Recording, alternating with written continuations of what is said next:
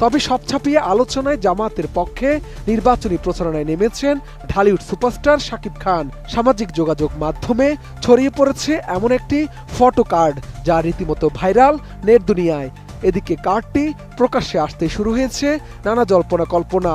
প্রশ্ন উঠেছে, সত্যিই কি শাকিব খান জামায়াতের পক্ষে প্রচারণা চালিয়েছেন বলেও দাবি করা হচ্ছে।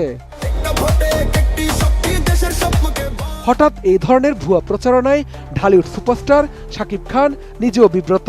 তার ঘনিষ্ঠ সূত্রে এমনটাই জানা গেছে। তবে এই বিষয়ে এখনো নায়কের সরাসরি কোনো মন্তব্য পাওয়া যায়নি। এর আগে একই ধাঁচের অপপ্রচারের শিকার হয়েছেন শাকিব খানের নায়িকা সাবিলা নূরও।